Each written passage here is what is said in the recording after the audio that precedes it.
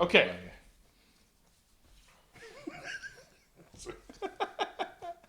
All right, everybody, welcome to HM and Big E Review Things. Today we are going to look at Strange New Worlds, episodes 1, 2, and 3. This is the new Star Trek series that debuted on Paramount Plus a few weeks ago. So, gentlemen, take it away. What do you think about this new show? We've watched 3 episodes now. You know, if you watch one episode, it's hard to gauge. It's just a pilot episode. You're not quite sure. But now if you watch 3, what are your overall impressions of this new Star Trek show? We've watched a lot of Star Trek shows. This is probably, the 5th one we've watched together, aside from the TNG DS9 era. What do you guys think? Rob, please. Well, for me, I'm enjoying it. I think I'm into it. I really like the tone. I really like the positivity. I mean, immediately when I was watching it with my wife, Cheryl, she noticed that quality looks a lot better, but also it's not as dark and there's fewer deaths. Those were kind of her comments. And overall, yeah, I'm invested, and I like how it's episodic as opposed to serialized. Yeah, the last few Star Trek series, Picard, Disco, they're all serialized, right? And they're all, have a cliffhanger at every episode at the end. So this one is like a self-contained. Yeah, so that's I think the major takeaway for me. For those in Earth watching that may not be familiar with the term, episodic television is kind of where it peaked maybe in the 90s, where each episode tells its own self-contained story. You can jump in, missing a few weeks, and it just tells its own story. You don't really miss anything. That is starting with the streaming wars, and when Netflix started becoming a big thing, showrunners realized that if they make it a big serialized story, if they end every episode with like a cliffhanger, something to draw you in, to make sure you can't even miss one episode, then they get more eyeballs on their show, and so that's telling a serialized story. Especially now with streaming, everything is serialized. This is taking a rather bold approach to go back to the roots of Star Trek, which is very episodic. Every episode tells its very own contained story. Now, there is a little bit of a hybrid here. They're telling some very light character stuff that seems to be overarching and carrying over, but each episode so far is very self-contained. So I like that they're bucking the trend, and I am enjoying this show very much so far. Great, yeah.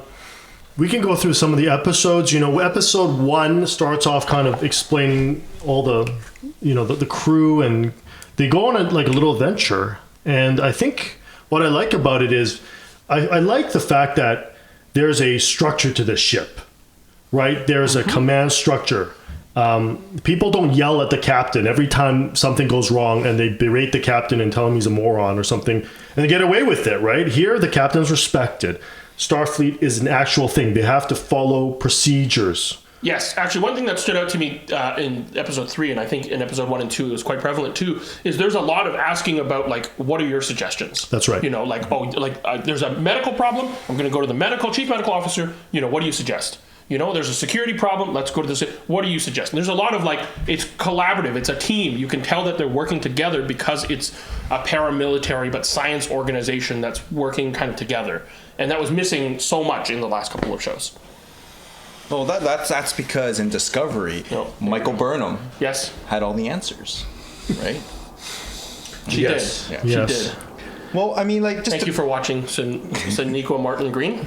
I love you, by the way. Yeah. You're fantastic. Yeah, she is a very good actress. Unfortunately, given terrible lines. Anyway. But again, just to recap, episode 1. Titled, like you have notes. Yeah, these notes. Yeah, I brought notes. Episode 1 titled "Strange New Worlds." Yes. Pretty much, number 1 goes missing. For those who remember, number 1 was introduced in Disco, season 2, Discovery season 2. Pretty much the first officer for Captain Pike. She was introduced in the 60s in the original series. But anyway, continue. But this version, yes. Oh, okay. Thank you. Goes missing because they went on a mission for first contact. Yes. So then that draws Captain Pike. Captain Pike was pretty much in isolation on his own because, he knew his fate, right? In Discovery, where he's shown that he is going to, was it? He's Dogma? going to get Disfigured? severely disfigured and Yeah. become disabled. He's confined to like that special wheelchair and can. So ultimately, he knows his fate, and he decides to just kind of like be a hermit. Right? Yes, because he's seen the time and kind of place of his not death, but yeah. And then it's your typical episode where they rescue mission, and then talk about first contact, and also the They talk prime about the prime directive, or the General Order 1 about interacting with civilizations that are Pre-warp pre-warp. So one thing I really liked about episode 1 was that they tied in some of the story from Star Trek Discovery. At the end of Star Trek Discovery 2, there's this massive space battle. And apparently there was a nearby planet, and this is the nearby planet that kind of caught glimpses of it, and they were able to reverse engineer some of the warp technology, and they made a warp bomb. And so the direct cause of them being able to take this technological leap before they were able to was a direct result of Starfleet's actions, nearby in space. And I kind of really like that they kind of tie some of the consequences of some of the things that happened from another show. I really enjoyed that. Although reverse engineering From the seeing seems a little bit unbelievable. Yes, I noticed that as well. It's possible, okay? In Star Trek, they travel through warp by creating static warp bubbles, static warp fields, something like that. Maybe that's something fields that you can observe and. Definitely not, but okay. You can't. No. Anyways, So that was. But I did like how. Yeah, that's the synopsis. I actually think, bold claim, this is the best Star Trek pilot of all time. Whoa. Think of a better one. TNG's was very bad. I'm sorry. Encounter at Farpoint, they redeemed it at the end and kind of tied it and made it better. But when you first watch that, no good. Okay? Man Trap, I think, no, it's the first one. Or The Cage. The Cage. Man Trap. I think there's another one. The man something. Anyway, The Cage, the original series was okay. What is the Emissary one? So confusing, the DS9 one. DS9. Terrible. The Voyager one made no sense, but it had to set up the premise. Terrible. These are all terrible. Enterprise, terrible. Okay, this is the best Star Trek pilot in all Star Trek. It has a lot to work. It has about 6 shows to kind of get it right, though. I mean, and it's not really starting from a blank slate, so it kind of helps. Yeah. Right? They're not starting from a blank characters, slate. They know the characters. You know the ship's called Enterprise. Right. You know what the ship looks So like. it cheats a little bit, but strongest pilot. Okay, and then episode 2. Episode 2, Rob, why don't you go to your next cue card here? Yep. So episode 2, titled "Children of the Comet." Children of the Comet. Right? Yes. Pretty much the synopsis is a comet is about to crash into a planet to which it, again, pre-warp civilization. They're very, not technologically advanced. And the question is whether they should stop the comet from, hitting the planet. No, they were definitely going to move. No, they were going to stop it. They fired on it. They were. That was the whole point. They were going to move it, just like in the pilot of Discovery, where remember the desert people in the pilot of Discovery, they were going to die or whatever because of a drought, and then Captain Georgiou and Michael Burnham go to that well and they shoot something into the well and it makes the water spring up. That's a very standard Star Trek story where you're saving a planet. Yeah. Which, again, later on, that would be a violation of the Prime Directive. But here in episode 2, what I liked is now you're starting to see that they go to the Star Trek formula, which I think works, where they focus on one character and they build the character, or maybe 2 at most, and they build the arc and the relationships this character has. So in this case, it was Uhura. Yes. And some of her confidence, some of her training, and they start building off it, and she interacts with Spock, she interacts with other characters, and it kind of shows at the end there's some character progression, right? And I like that. I like how that's something that you want to see. Yes. Right, and there's some slower moments, not like shooting everything, yelling at everybody. This is like you have to think through the problem. Episode 2, I mean, when they had that meal at in the massive captain's quarters. That's right. It's like a banquet hall. That was a really nice. Was that his quarters though, or is just the It said the captain's. Oh, I don't know. Captain's table. I mean, if you watch episode 3, you find that Uhura sleeps in a coffin.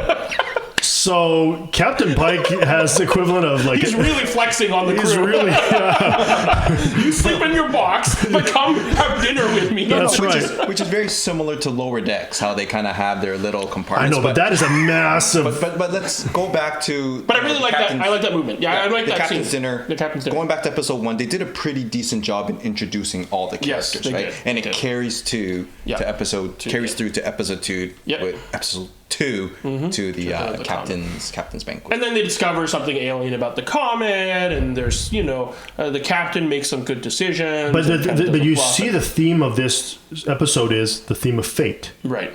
Right, because he talks about how the fate of the comet determined, it's just Right.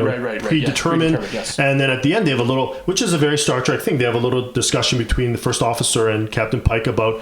She challenges him and says, maybe your fate isn't determined, right? I like that. I think, was there one in the first episode too? But in episode 2 and 3 for sure, it ended, like the main story and the conflict ended, and in a lot of the new Trek, that's where it would end. But there's time for it to breathe and for the characters to contemplate kind of what they went through, right? And that's what I like really about Star nice. Trek, where at the end they're looking out the window thinking you about mentioned something, that, and the audience is pulled in to think about with them whether that was the right decision or not, or whether the first officer kind of challenged him the right way. I like that the slower stuff in this series. Absolutely. They had a lot of action though. They show the Enterprise flying, and It's a beautiful series. it's a pretty cool. Looks, I mean, new Trek has always looked really good. All the new Trek has looked good. But what do you guys think about the ship? Because this is the flagship. Everybody knows the Enterprise. Do you like the reimagined look? Do you like the set pieces? Rob, what do you think? Yeah, I think the ship, does a good job in taking from the original series and just updating it, right? Like, I do like the design. It's definitely, I like it more than the Kelvin universe. Oh, those are terrible. Abrams, like A little shiny. Yeah. Not just little shiny. It doesn't make sense. There's like an aquarium in if you watch that movie, remember there's a scene where he beams into an aquarium, like this water system, and it looks like a factory. Right? Yeah. It's like this actually looks like a ship. Yes. There's a warp core. There's a medical bay. Yes, I am of the school of thought that I don't think any new or future Trek really needs to be that beholden to kind of like, they didn't have touch things in the original, so the Enterprise can't have touch things. It's I get that they're updating it for the times, but just the overall look, I agree. The Kelvin verse, it didn't look like a spaceship. It didn't look right. This one I really like the look of. I mean, we talk about how the scaling seems to be a bit off for a Constitution class starship. Larger in many areas than the galaxy. I mean, that medical bay in the auxiliary medical bay in episode 3, that's larger than anything the Enterprise D had. That's right. Yeah, I mean, we forgive a little bit of that. Yeah, that's okay. I like the aesthetic. Okay. It looks like they're throwing back to some of the 60s and 70s looks, but updating it, cleaning it up, and making it look modern. So I really like the Enterprise. It looks nice, Episode 3, Rob. What was episode 3 called? Do you have it? Yes, episode 3 was called Ghosts of Illyria. Yes. Ghosts of Illyria. And should I just give the synopsis? Sure, yeah. Yeah, so pretty much the away team is on a planet doing some research because this planet used to be inhabited by Illyrians who wanted to be part of the Federation but were not allowed because they were genetically enhanced or modified. Correct. Right. Yeah. And I think the Federation took a very hard position to ban all genetic modification after the eugenics war. So they went on to do some investigation, and then ultimately what happens is Kirk and Spock get stranded because of an ion storm. Pike and Spock. Pike and Spock gets stranded on the planet because of an ion storm, and then the crew that beam back carry with them a virus, and then that is how the plot begins. Trying to again very classic Trek with a sickness. Trek. Yep. Very classic Trek. And also two stories, right? Yes.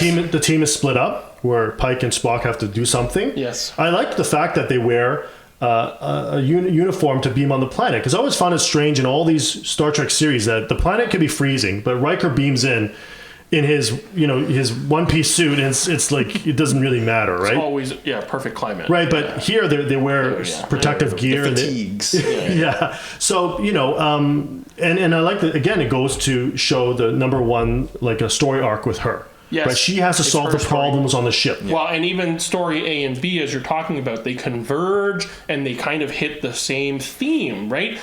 How difficult would it be for me to pick out any episode of Picard, let's say, and tell me what was this episode about? What was the meaning? But this, you could tell, in episode 2, it was talking about kind of the fate and are things, do things have to happen a certain way because they're predetermined? This one is kind of about, people's perception of you and your own perception of how people view you, right? That's right. And number one, having her being an augment or an Illyrian herself, and how people perceived her and her hiding that, paralleled well in the B story at the fire spirits, which I don't think they're fire spirits. Fire spirits is DS9. The spirits, the fire things, which again, the Pike and Spock were very convinced that they were there to harm them. But again, people's perceptions and their true natures may be different. And even the C story, which is about the Doctor. The Doctor. Oh, yes. Right?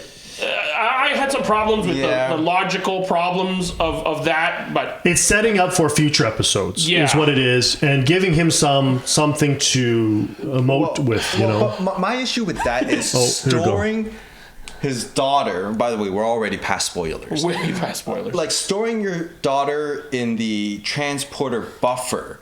That was something that Scotty did in Relics. Correct. That's right. Right? Where he as an engineer, and he knew how to do it. He had to jury rig it, and nobody had done it before. Yeah. So because LaForge, Geordi was like, "Oh, how did you do that?" And he had to explain. Right. I'm okay with that. I'm kind of okay with it, but think about the ethics of this episode. I mean, you have a disease. I'm not going to ask you, but I'm just storing a pattern buffer and bring you out once in a while. They have stasis.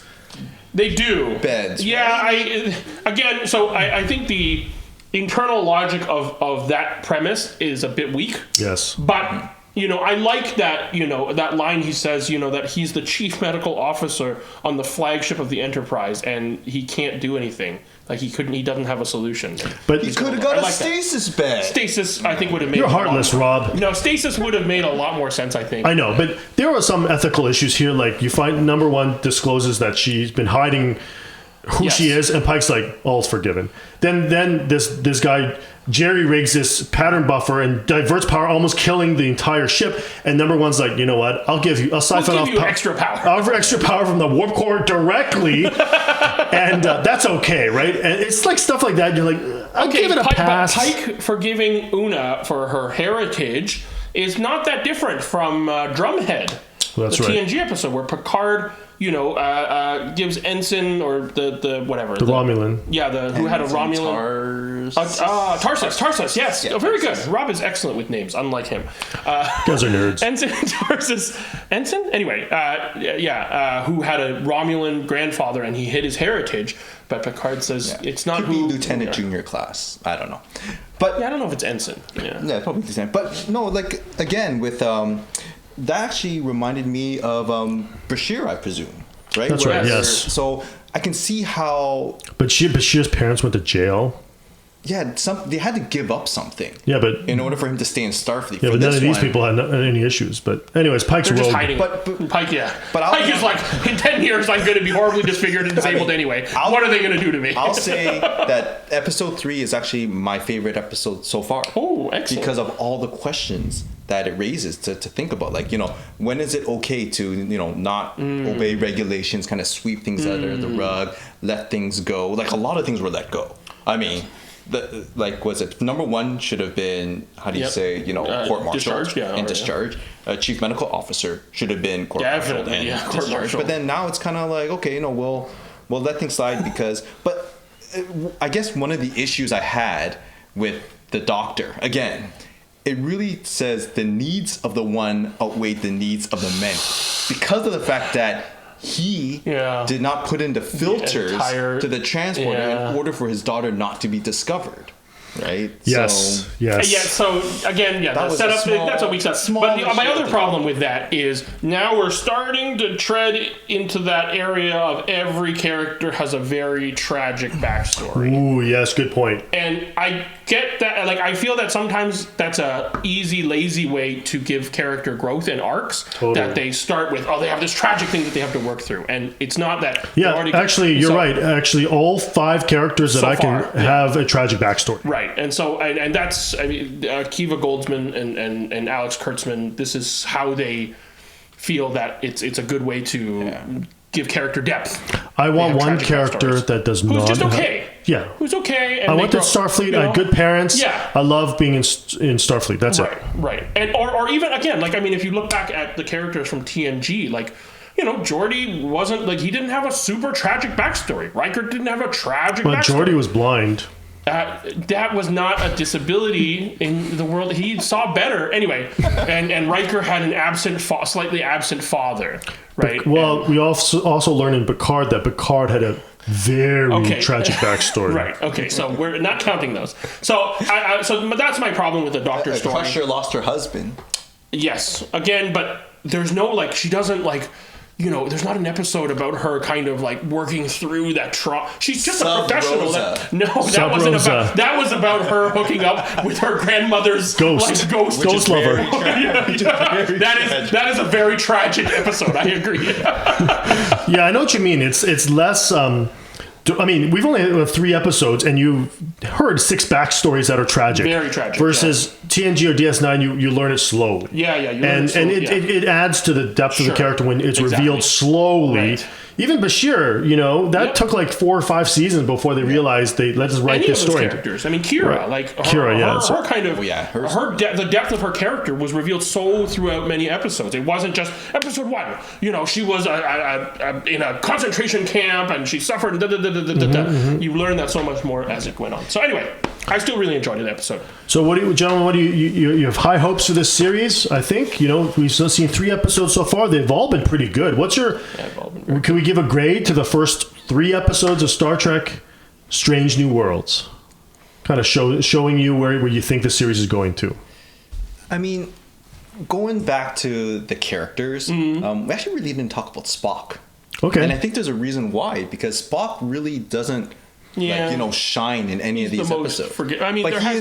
He hasn't had his episode yet. No, but still, like, overall, I think this Star Trek could have worked just taking place after TNG. I know. They didn't have to go back. Like, basically, what they're writing right now, they could just change the character names. You're right. But but that's like with any of these Star Trek shows, they have to tie it into something like Michael Burnham is Spock's sister, right? Things like that, right? They have to do it. Desperately miss both Pike and Spock. Desperately. That is a good point. But they can never talk about it. To me, I agree with Rob. To put Spock in this just makes you compare him with Leonard Nimoy. Just going back to the entire TOS characters. That's right. Yeah. But Spock obviously is the most memorable character, right? Yeah, you're right. Ethan Peck is trying his best. He does an adequate job, but he's a little bit of maybe it's on purpose, but a little bit more of a stoic, grumpy Spock, where Leonard Nimoy played him a little bit more inquisitively. But I think Rob mentioned when we were chatting at one point that this is a Spock before he's met Kirk. Yeah. Sure. And his friendship with Kirk kind of really formed who he was. Because Michael Burnham told him to find that Kirk. individual. Oh, yeah. Oh, my goodness. Okay. Hold tight. All right. Well, back on track here. What's your final grade? I'm guessing that my grade is going to be the highest of you 3. Okay. An A+. No, it's not an A+.